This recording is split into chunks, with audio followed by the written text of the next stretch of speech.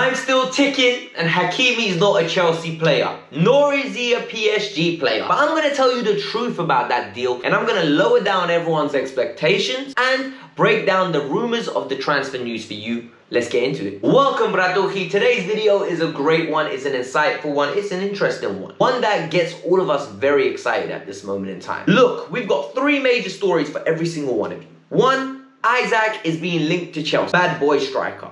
Number two, we're gonna get into Jadon Sancho and Gareth Southgate, how they're really irritating me. I'm gonna break down the detail in why I think Southgate is a fraud and why England will win nothing with him in charge. And finally, last but not least, we're gonna talk about Hakimi's move to Chelsea and why it's a little bit mad still. And some journalists have no idea what they're reporting. But let's get into it. But before we get started, people, it's Father's Day. Happy Father's Day to all your fathers, and I hope they have a great day. My dad's birthday today as well. As you can see, him and Frankie Lampard over here, both his favorite player in it. But all jokes aside, hit the like button, subscribe to the channel. It goes a long way. We're getting closer and closer to that 10K, guys. 10K is so close. I can almost smell it. Even if you're subscribed, hit that like button. It pushes the video out. Honestly, you don't understand how far it takes it. 500 likes is what we're aiming for in this video, but let's keep it stepping. All right, you're all here for the Hakimi deal, and I understand why you guys are here. And I'm gonna break down what is going on in that Hakimi deal. PSG put in a £55 million bid. Chelsea matched it. Player was set on going to PSG. He had his heart set on it. Has no issue with going to Chelsea. He likes the style of play. He openly has discussed in the past how he wants to play in a system that has three at the back, and he can be a wing back and concentrate on going forward and developing his defensive side of the game so that he's not a full-on liability. But this is the issue, and this is where it starts getting a little bit tricky, and I think the journalists don't know what they're talking about, because we're getting conflicting reports. We're getting reports that PSG are the favourites because they've bid more money than Chelsea. Apparently they bid 70 million euros and Inter want the cap. There's rumours that Inter want Marcos Alonso plus 60 million euros, which Chelsea are willing to do. So for me, it makes no sense right now. And the story is just dragging on. It's a saga now. It's like Dragon Ball Z, bruv. Literally, half the episode, they spend talking. Then the other half, they get closer to each other. And then it's like the end of the episode, next time on Dragon Ball Z.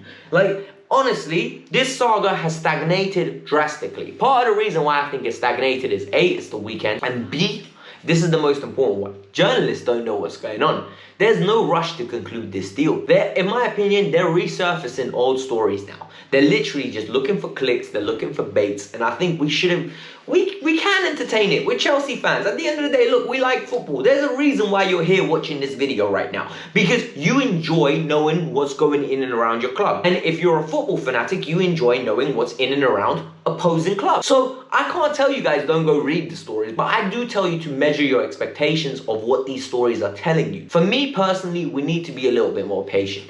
And if he does pick PSG, it's not the end of the world. Because realistically speaking, I don't want to see us in a back three formation. But once we get him, I feel like we're wedded to that formation, and it infuriates me. But he does bring a different element of attacking prowess that would help us. There are links to Adama Traore, and apparently Thomas Tuchel really likes the player, and his squad team of staff really rate the profile of the man. For me, it's not mathing. I don't understand it. I really don't, the Adama Traore fascination. But all I'm going to tell you guys with Hakimi is wait, be patient. It's important that we get behind the team right now. Look, enjoy the Euros. Forget about Chelsea for a day or two. But let's keep it stepping to the next story. This next one is very interesting for me, and this next one here is a link now to Isak. And Isak is a baller, okay? He's a Swedish international, and he plays for Real Sociedad. He had a failed stint at Dortmund at a very young age.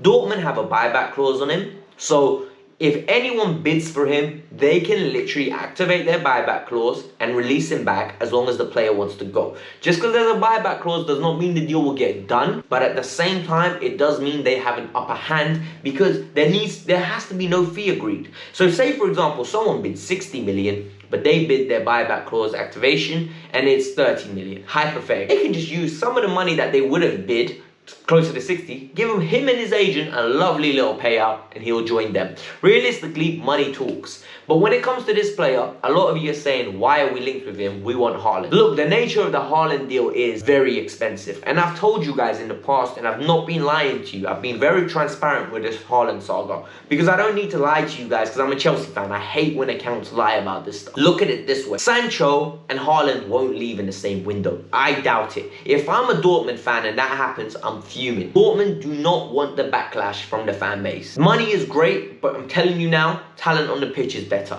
So if Sancho goes to Manchester United the way it's looking, realistically, Haaland stay. We can bid 154 million. I still think it would be tempting, but they won't do it. I genuinely don't. So Haaland is Project 2022. He is Project 2022. Chelsea are most probably putting all the financials down, like all the little details, so we can wrap it up ASAP. That deal will come down to agent fees, because with his release clause, there's no doubt he's going to be sought after all over Europe. Everyone's going to come down to it. It's going to become who pays him the best. And Chelsea, in my opinion, can do that. But when it comes to Isak, people are saying, why don't we just keep Tammy?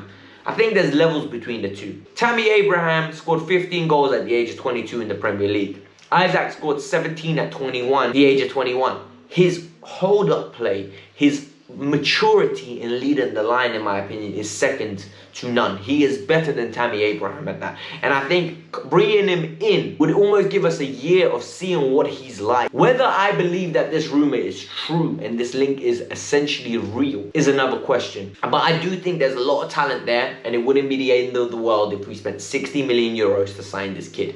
I think it'll be a complicated deal, but at the same time, I think it'll be a very interesting. Now I need to talk to you guys about a story close to my heart. Jadon Sancho not playing for England really infuriates me. And England drawing with Scotland was really infuriating. I never, ever get angry at England, but whenever tournaments start, I get gassed and I get inflated. Like, I'm involved. Like, I'm just absorbing everything about this game. Like, I love my football. International football is what made me fall in love with club football after a while, because I fell in love with World Cup 2002 when I was 5 years old. I saw that goal from Michael Owen when I lived in South Africa, and I fell in love with that goal. And then all of a sudden, Ronaldinho scored an absolute mazine in that game, and my love for football grew from there. Like, I just adored football, found Chelsea, fell in love with the club. That's a story for another day I could tell you guys. But when you actually think about it realistically and logically, and a lot of you, like, think about it, Gareth Southgate is a waste man of a manager. This manager is pathetic.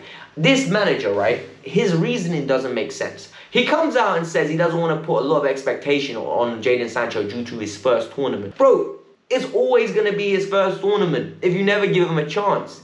The kid is ready. He's ready to play. You've played Bellingham. For crying out loud, you have played Bellingham. What do you think this is? Like, you've played Bellingham, you've played Rice, you've played Phillips, and you've played Mings. This is their first tournaments. Why is Jadon Sancho getting different treatment? Why is Raheem Sterling getting preferential treatment? Realistically speaking, apart from the goal, what has Raheem done? Like, he hasn't been bad, but he hasn't been great either. And then you look at this, right? Jadon Sancho's got 3 years of Champions League experience under his belt. Knockout stages, key games, games against PSG, where they have them on the rope. Neymar coming out and saying this guy's a potential Ballon d'Or winner. Yet, we have Basmati Rice and Calvin Phillips playing Yorkshire Pirlo in the middle of the park. How are two mid-table players good enough for international football, but a starter for Dortmund is not even getting a look in? He's not even making a matchday squad. Math's not mathing, people. I don't understand it. But I'm not going to lie to you. I'm very angry. Like, I am very angry when it comes to England's decisions. For me, why are we not going with Harry Kane up top, left wing Grealish, or Sancho, Foden at the 10 or Grealish, and on the right hand side, you want to go with Sterling? Go with Sterling. You want to go with Rashford? Go with Rashford. You want to go with Foden? Go with Foden. All of a sudden, we've got ballers, we've got ball retention, we got creativity, ingenuity, and we are a team to be threatening. But you know what? You know how this England team is. They never do anything properly, and I'm annoyed. I'm really annoyed. But it is what it is. Trust me, you get what you give. England ain't winning no Euros anyway, so I'm just going to be easy and leave it. But other than that, peeps, I want to tell you guys all, thank you very much for watching this video. Like I always say, without you, there's no me. Without you, there's no us. Without you, there's no Bratucci. Bratucci, thank you very much. I really appreciate for your time. Hit that like button. Let's hit that 500 likes. Subscribe to the channel. 10K is so close. Like, I can almost smell it. Like, it's slowed down over the last few days. It's so not jarring. I keep refreshing my phone. Like, ah! But hit the like button, subscribe to the channel. Hopefully bring you some good news in the near future. Peace out. I'm out. Bye.